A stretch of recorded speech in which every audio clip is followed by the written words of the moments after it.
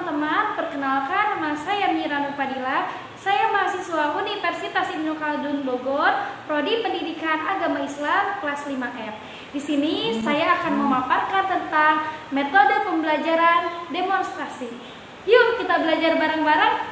Yang pertama ada pengertian metode demonstrasi. Secara istilah, demonstrasi dalam suatu pembelajaran dipakai untuk menggambarkan suatu cara mengajar guru kepada siswa, yang mana pada umumnya penjelasan verbal dengan suatu kerja fisik atau pengoperasian peralatan barang atau benda. Kerja fisik di sini telah dilakukan atau dicoba lebih dahulu oleh guru sebelum didemonstrasikan kepada siswa. Orang yang mendemonstrasikan ini seperti guru dan siswa mempertunjukkan sambil menjelaskan tentang suatu yang didemonstrasikan. Nah, metode demonstrasi adalah metode pengajaran atau metode mengajar yang menggunakan peraga untuk memperjelas suatu pengertian atau untuk memperlihatkan bagaimana melakukan sesuatu kepada anak didik. Cara penyajiannya dapat menggunakan pelajaran dengan memperagakan atau mempertunjukkan kepada peserta didik suatu proses, situasi, atau benda tertentu yang sedang dipelajari, baik dalam bentuk sebenarnya maupun dalam bentuk tiruan. Jadi, itulah pengertian metode demonstrasi. Yang kedua, ada tujuan dan manfaat dari metode demonstrasi. Nah, yang pertama yaitu tujuan demonstrasi. Tujuan dari metode demonstrasi ini adalah peniruan terhadap model pembelajaran yang dapat dilakukan oleh guru dan memberikan pengalaman terhadap siswa pada saat pembelajaran berlangsung, yaitu melalui penglihatan dan melalui pendengaran. Adapun manfaat dari metode demonstrasi yaitu ada 3. Yang pertama, perhatian anak lebih dipusatkan terhadap pembelajaran. Yang kedua, proses pembelajaran anak lebih terarah pada materi yang sedang dipelajari, karena pada saat metode demonstrasi ini anak lebih terfokuskan. Yang ketiga, pengalaman dan kesan sebagai hasil pelajaran atau pembelajaran lebih melekat dalam diri anak, karena pada saat kita melakukan metode demonstrasi maka akan menghasilkan pengalaman yang sangat melekat untuk anak di kemudian hari. Yang ketiga, ada fungsi dari metode demonstrasi.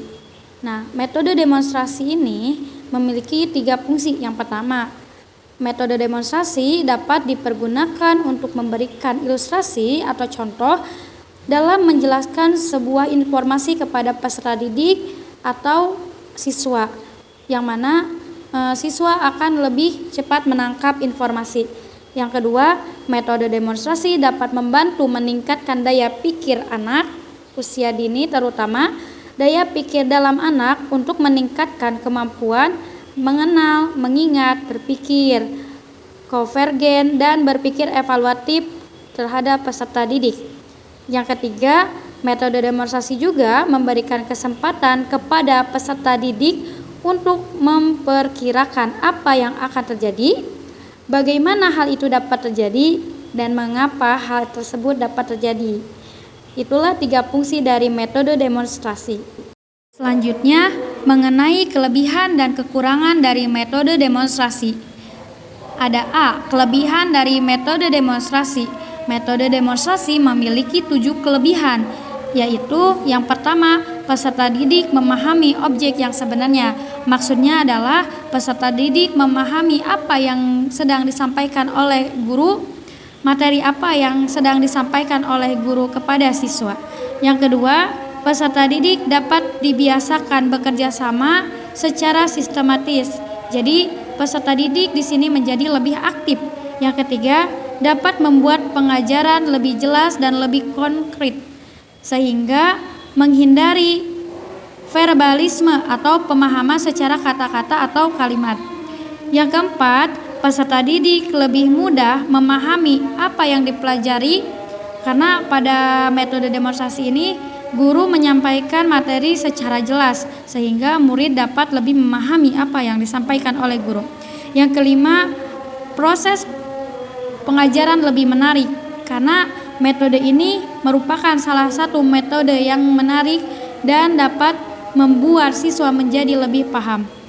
Yang keenam, peserta didik merangsang untuk aktif mengamati, menyesuaikan antara teori dengan kenyataan, dan coba melakukannya sendiri sesuai dengan situasi dan keadaan yang ada. Nomor 7, memberi pengalaman praktis yang dapat membuat perasaan dan kemauan peserta didik. Jadi, itulah kelebihan dari metode demonstrasi. Selanjutnya, ada kekurangan dari metode demonstrasi. Kekurangan dari metode demonstrasi ini terbagi menjadi 5, yaitu metode ini memerlukan keterampilan guru secara khusus karena tanpa ditunjang dengan keterampilan ini, pelaksanaan demonstrasi akan tidak efektif. Maka dari itu, kita sebagai calon guru harus memiliki sifat kreatif. Yang kedua, fasilitas seperti peralatan, tempat, dan biaya yang memadai tidak selalu tersedia dengan baik. Maka dari itu, apabila kita akan menggunakan metode demonstrasi, maka harus dipikirkan lagi mengenai tempat, peralatan, biaya, agar pembelajaran menggunakan metode ini berjalan dengan baik. Yang ketiga, demonstrasi memerlukan kesiapan dan perencanaan yang matang. Jadi guru harus merencanakan dulu persiapannya dengan matang agar sesuai dengan yang diharapkan. Di samping memerlukan waktu yang cukup panjang, yang mungkin terpaksa mengambil waktu atau jam pelajaran lain. Yang keempat, apabila kekurangan alat-alat peraga, padahal alat-alatnya tidak sesuai dengan kebutuhan, maka metode ini kurang efektif. Maka dari itu, siapkanlah peralatannya sesuai dengan apa yang akan disampaikan oleh guru. Yang kelima, metode ini sukar dilaksanakan apabila anak belum matang untuk melakukan demonstrasi. Mungkin cukup sekian yang dapat saya sampaikan. Mohon maaf apabila ada salah kata dan perbuatan. Wabillahi taufiq wal hidayah. Wassalamualaikum warahmatullahi wabarakatuh.